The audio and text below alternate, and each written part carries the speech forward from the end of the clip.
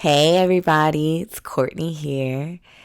I want to welcome you back. Thank you so much again for tuning in. Today we are going to be continuing talking about spark. Last week we started our first episode on spark and how to identify limiting beliefs. And today we are going to get into how do we overcome these limiting beliefs and transform them into empowering beliefs. And specifically, we're going to be focusing on how do we overcome anxiety. What are the things that we need to do to change our mindsets and to become equipped with the things to push us forward? And so if you have not listened to last week's episode, stop right here and click back to that previous episode because it's going to lay the foundation for everything we're going to be talking about today. We hope you sit back and you enjoy thinking about how you can overcome your limiting beliefs.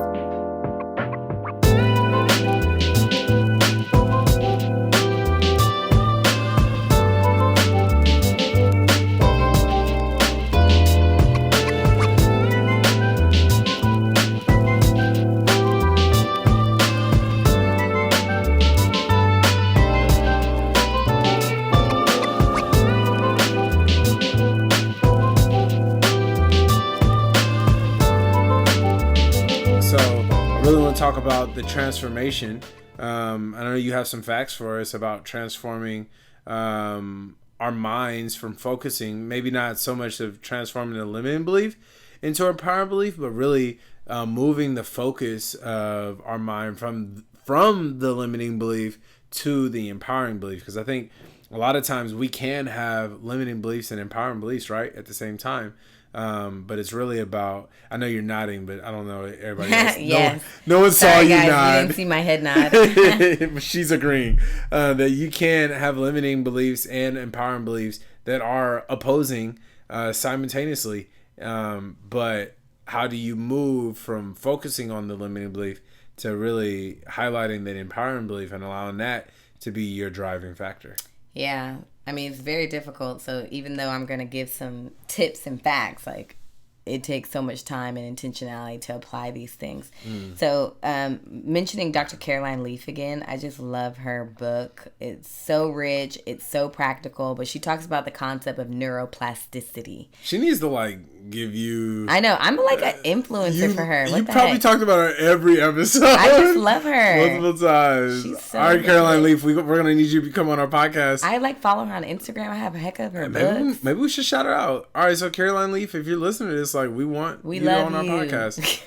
Yeah, my wife loves you. And I've been to multiple of your conferences. Wow. Okay. See, we got to have you on a podcast now. Yeah. All right. So just if you're watching this, hit us up. Yeah. CoCoPummelife.com. You can email us at themillers@CoCoPummelife.com. Yes, we can collab. Yeah. So in her book, Switch on the Brain Again, it was just talking about being intentionally conscious. How do you say it? Conscious in our thinking. And she says that when we get to the place of starting to really be intentional about our thoughts and positive thoughts, those empowering beliefs, then it's almost like it cancels out the toxic thoughts, what she calls the toxic patterns. So even though what you're saying is we can't really rewire ourselves, it's almost like what she's saying is that when there's been all these neurons and things that have been firing with my belief of needles are going to kill me, if I start then intentionally changing my language, my thoughts, my behaviors about needles, eventually those other beliefs, maybe they will somewhat still be there, but they will be, those structures will be a lot more, they will be decreased compared to my new beliefs and my new thoughts.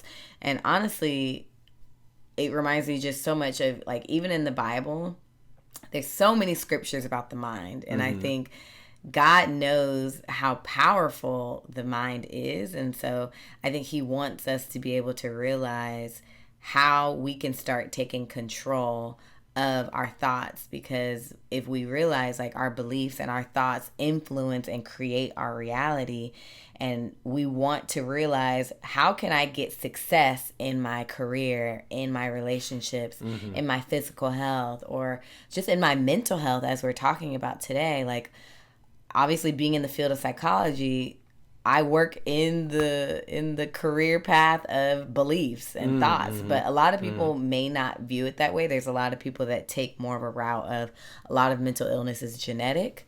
A lot of mental illness doesn't come from us in terms of what we think. But I'm the believer that, yes, there are genetic things, but there's also things that I believe we can be in control of to improve our mental health. And so it makes me think of a number of scriptures, like in 2 Timothy 1:7, it talks about, like, for God has given us not the spirit of fear, but of love, power, and a sound mind. And for a lot of people, I know, again, there's not everyone that listens to this podcast is Christian, but the principles from these verses that we're going to share with you give us tools and tips to be able to use for success. And so basically what this verse is saying is, like, when we think of a spirit, like, what is a spirit? A spirit has a lot to do with like a mindset or like a pattern of behavior or things like this. So like, we know that God, who has created us in his image, does not want us to be in the mindset of fear. He doesn't want us to be in this mindset of anxiety, but he wants us to realize how much power we have, and to realize that our minds are so powerful and we can be in control of like where we go from here. We don't have to allow us to be crippled and debilitated by our experiences, by our past, by the things we feel like cause us the most anxiety. And like, my favorite Bible verse ever is Philippians 4:6-7, which is, do not be anxious about anything, but in everything, by prayer and supplication with thanksgiving, let your requests be made known to God, and the peace of God, which surpasses all understanding, will guard your hearts and minds in Christ Jesus. And the reason why that verse is my favorite is because, as I've shared, like, I have my fair share of dealing with anxiety, worrying, and I think it has a lot to do with like being a planner, wanting to be in control of outcomes. And so what I really love and I take away is, like, God is telling us, like, what is being anxious going to do? Like, you know, we there's no need to be anxious, but like, when we get to, and I'm not going to reveal what my overall tip yet for overcoming anxiety, but like, when we get to the place of like praying about it or just being grateful, like, the spirit of gratitude works wonders for anxiety, and getting to this place of like being able to have peace.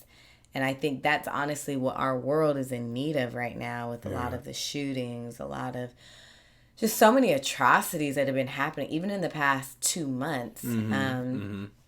I cannot imagine having children in this point in my life, because it's like, why would I want, it's like the typical saying we hear, why would I want to bring children into this world where it's like evil dominating everything? Me, I'm like, they need to do something about it. Yeah. Like, if all We the got to good do people, something about it. right? If all the good people stop having kids, so they don't bring good kids into a It'll just bad be world. continued bad kids from the evil people.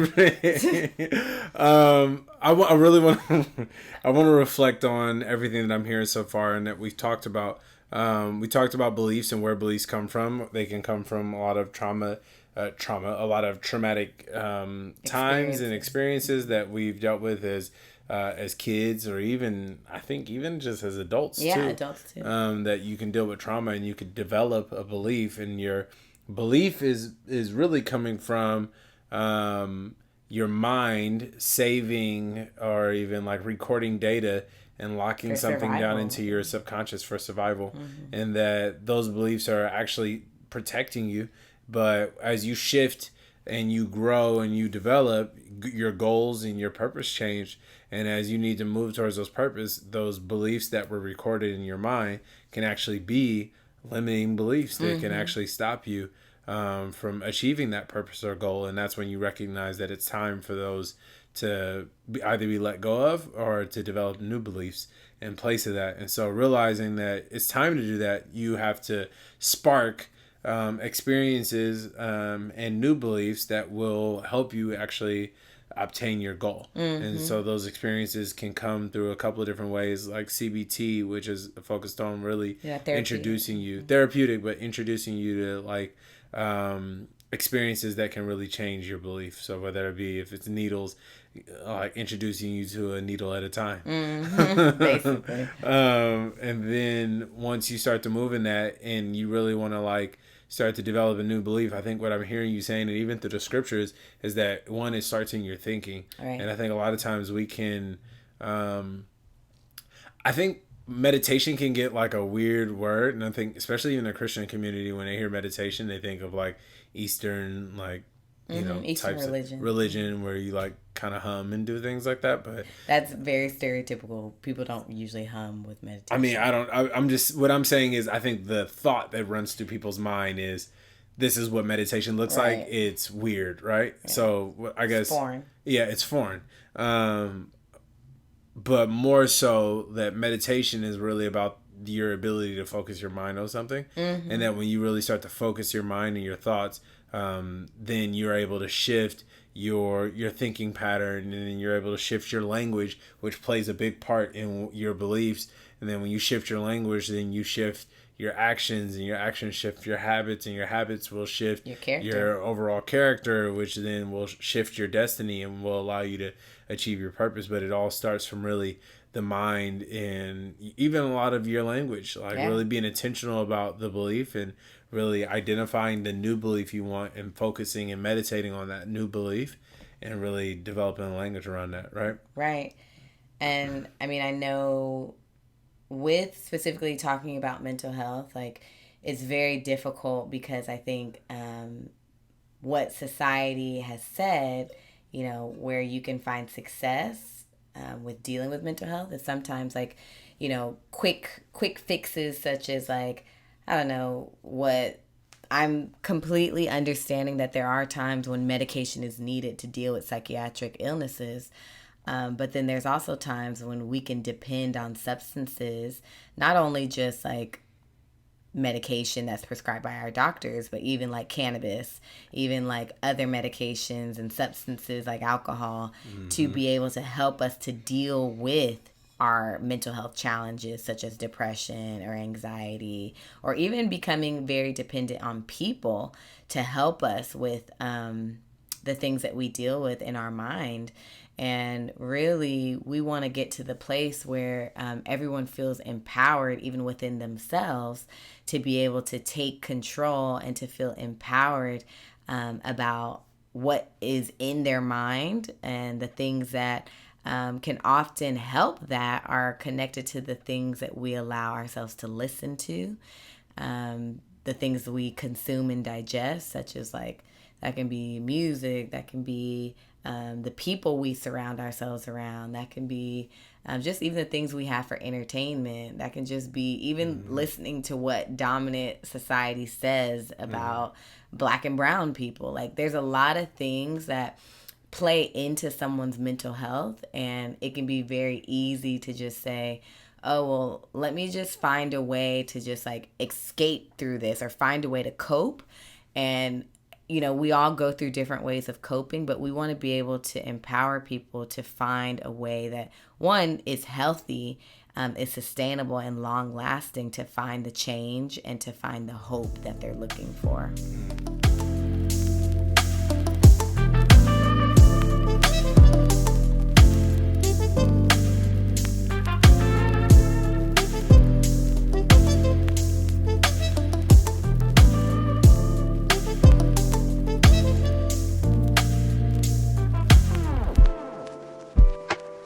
All right, so give it to me. I want to know, what is it that, if I need to overcome anxiety, and this is what I've been dealing with, and maybe I'm anxious about a lot of different things. I'm anxious about developing new relationships. Maybe I'm anxious about maybe a new job, or even being honest and being open and sharing who I am, and being vulnerable about maybe who I am and my identity, and just, will people accept me for who I am, and will they love me or care about me at all? I got a lot of anxiety. I want to know how is it that I can begin to overcome this anxiety? And I think also we want to shed light to the fact that the language that we're using around this is not get rid of anxiety or to extinguish anxiety or like to never be anxious again, because realizing that like overcoming doesn't mean that it goes away. It means that you know how to battle it and you know how to face it and deal with it. Right. You're equipped with tools. Yeah.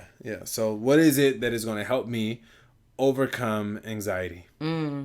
Well, one, I think like a theme we've been talking about consistently is like the intentionality behind the process. I think it can be very easy because our culture is so anxiety driven, and anxiety is almost this thing that's used like popping a tic tac. Like everybody's like, oh, I'm so anxious. I almost had a panic attack. I almost had an anxiety attack. And I don't think people even realize what the diagnosis of generalized anxiety disorder I think that's what means. like every mental like maybe like I'm depressed like that. It's like, yeah, I'm depressed, I'm bipolar, I'm Yeah. ADD, which I hear isn't even what they call it. ADHD. Yeah. Yeah, so there's a lot of things that we consume in our culture where it's like we just start tacking these labels on us because maybe we feel like we have that experience. But I think really going on this intentional process of like becoming aware of where our mind is and checking in with our mind. Like that can be hard when we're in this go, go, go, go, go kind of culture where we barely have time to sit down and like sit in silence. It's often very uncomfortable for people to just sit still and to like not always have something stimulating to keep us distracted. And so I would say the first tool is like start becoming intentional about the way that you're thinking. So specifically paying attention to like the negative things, whether it's about yourself or even about other people. So if you're constantly, like for myself as a teenager, I was constantly telling myself like I am like the ugliest thing I've ever seen. Like I just wish God would like do a magic trick on me and make all my acne go away, and then I'd be baby, beautiful. You beautiful. You beautiful. It was, I would say, for like almost maybe 8 years, I wouldn't look in mirrors. I would never look in a mirror because I hated the way I looked. I had acne and scars and all these things. And so the only way I was able to overcome that was intentionally facing the fact that I am so insecure. And I used to hate when people would say that. Like, oh, you seem really insecure. And it's like, I don't need to be told that. Like, I know that, but I wasn't ready to face it. So step one, be intentional about becoming aware of where your limiting beliefs are. Because once we're aware of them, then we can change them. But if we're not even aware that something is limiting us, we're going to keep going because it's comfortable, it's serving us in some kind of capacity. And so you would say step one is that you have to accept the fact that you may be insecure, or you may be anxious, or you may be whatever else. Yeah, I mean, taking just a look at yourself and saying, like, what are the things that I am, like, accepting about myself? What are the things that I am saying are true? Whether it's even about people, like, I think everybody's a liar because, like, maybe my father or my mother or my aunt was always lying to me, so I don't believe anything anyone says. Taking a look at, like, wow, I really carry this belief. Like, I need to take a look. I need to take a step back. Two, I would say is, like, in order for us to experience change in this, we have to be willing to challenge these beliefs. Like, we have to be willing to look for evidence that these beliefs are not always true. Maybe 90% of the time they are true, because sometimes everyone is a liar. Okay, we get that. But then a lot of people are liars. I think that's what's important too, is like the language it's not, used. Right. Everybody, always, everyone. Yeah, like using all the generalist language. Yeah, it can be it's be limiting. dangerous. Yeah. It's very even that's where stereotypes come from. It's very limiting language about like an ethnicity. Because you haven't met every single Black person. You haven't met every single Latino person. And so for you to use a generalist language saying all Latino people do this, it's like, okay, unless you've met all billions of people that in the world that are Latino, then come talk to me about what they're like. Anyways, so getting to this place of transformation, like we have to be willing to transform those beliefs. And really, like, it reminds me of the scripture, like, do not conform to the pattern of this world, but be transformed by the renewing of your mind. So it's like we have to be in this process and willing to renew these thoughts.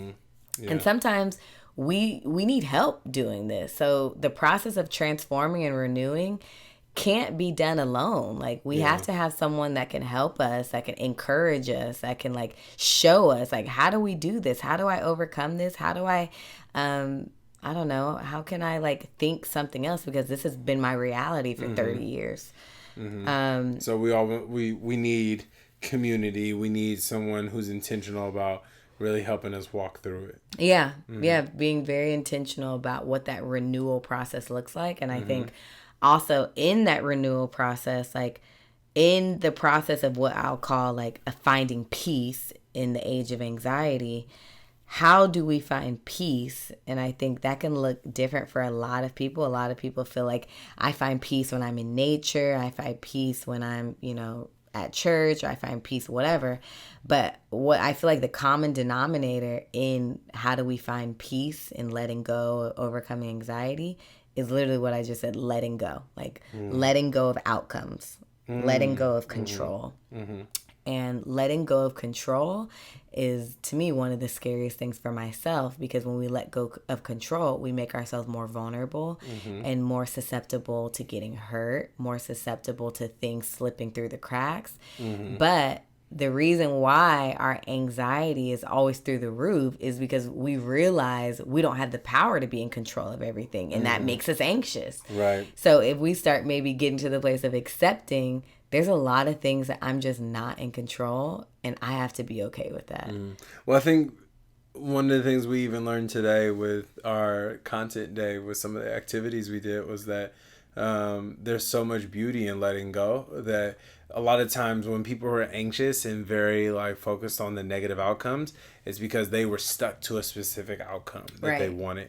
And then when that outcome didn't come, then, well, it didn't turn out well. But that would mean that what you believe or the outcome you were looking for was the best solution. And there was no other, there was no better solution than the one you thought of, which is pretty prideful. But when you realize that, like, okay, maybe it didn't come out how I anticipated, but there's beauty in what has come out, and that I can actually make the most of that, which is really fun, because there's one of the activities we did was like being able to draw, but not being able to look at the painting that you were drawing. Or the drawing that you were doing. And then at the very end, you got look down at it, and some of them actually really came out really cool. Mine was the best. Yours was the best one. Yours was. But then after that, they had to like sell that art. And I think that's how life is a lot of times. Things don't always come out. You don't go to school and maybe as a freshman in college, and it comes out school was exactly what you wanted it to be, or you go in thinking, oh, this is the major I'm going to get, and then you leave like, how my career is going to be. Right, or this is how my career is going to be. It never goes that way. Like, life would be really boring if we got exactly what we expected. Right. And so things don't always turn out that way. And if you're anxious, it's probably because you're holding on to what you think is best. Right. But what you think is best isn't always the best. Yeah, I mean, and even if you're anxious, we're holding on to a lot of fear. A lot of fear of the unknown, fear of failure, fear of even success.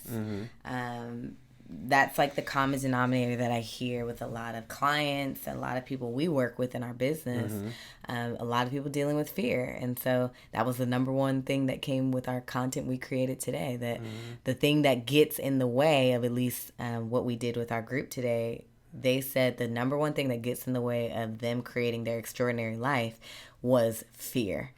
And so with anxiety, I think the last tip that I gave about learning to let go of outcomes is almost like letting go of of not knowing, letting go of what if I fail, letting go if I succeed, like letting go of the outcomes is just really big. And that's something that takes a lot of intentionality, like I said. Realizing that our mind is so powerful. Our mind can create our reality. we have to be aware of our mindsets. We have to go upon the process of renewing our mind, because when we realize how powerful our mind is, and when we can realize we will not be limited by our beliefs and our fears and anxiety, like it's limitless what we can achieve. The success is tangible for us because there's nothing, well, at least within us, that's holding us back. Right. Yeah. And I think you then have the ability, when you believe that you have the capability to be able to change your future, then it doesn't matter what comes up, you'll work through it. Yeah. Like Right. you're way more durable, and you're way more what's the word when you're like Resilient. Yeah, you're way more resilient, and when it comes to like pursuing your purpose, Right. which is huge, Right. Because a lot of times people will be like, oh, I don't have money, I don't have time, I don't have whatever, I don't have resources, and Tony Robbins would say you're not resourceful. Right. Yeah, because really you have the resources, you just got to be able to see those resources. Yeah. But it's about what you focus on. Right. So, our mindset. yeah, real quick, if you don't mind just recapping, what are the 3 steps that are needed for you to overcome anxiety? Yeah. So 1 is definitely becoming intentional and aware of our mindsets, our beliefs that are limiting us. 2 is being willing and open to go about this transformative, renewing process, like being very willing to be challenged, and hey, like maybe this belief needs to change. Like maybe someone tells us like, yeah, maybe you're kind of negative all the time. Like maybe we need to be open to Negative like, Nancy. yeah, Debbie Downer. And then 3, being able, if we really want to find peace and overcome this anxiety that we have in our beliefs, learning to let go of outcomes, letting go of the unknown, letting go of the fear. And what does that mean to let go? Sometimes you don't learn how to let go until something has been let go of in your life, like a job that all of a sudden you got laid off. You had no choice but to let go. So it's often through these spark moments that are forced upon us that we actually learn how to let go. And so we want to not just wait until something traumatic like a job loss or something like that happens. We want to be able to be intentional and like, if I'm in this moment of like, oh my gosh, I'm going to die. Like there's a needle that's getting close to me. It's approaching me. Like, how do I let go of like, you know what? No matter what, I'm going to survive. I'm going to let go. I'm going to find like peace in this painful, what seems like it's going to be a painful moment, but it's only for a moment and it's not going to last. Yeah, that's really good. That's really good. I think everything that was shared today, what we talk about is not only just what we move our clients through, even in our business, but even our own personal lives. Like these are things that we face and we deal with.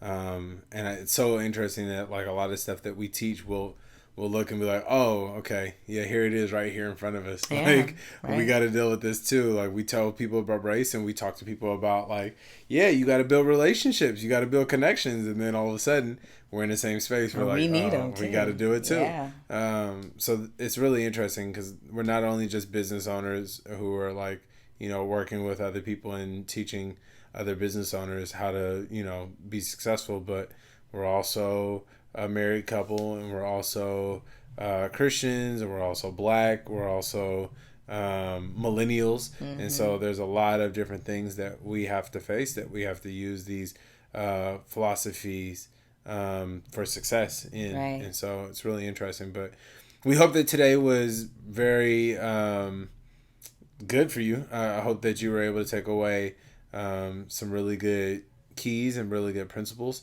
to be able to apply to your life, and that if you're dealing with anxiety, that what we believe is that hope changes the future, and that isn't necessarily hope in exactly what you want, but hope that you can create the most out of your situation. Right. And so no matter what happens, you have the ability to make the best out of it, and that what we believe about purpose, because purpose will help you identify what are the beliefs that are holding you back.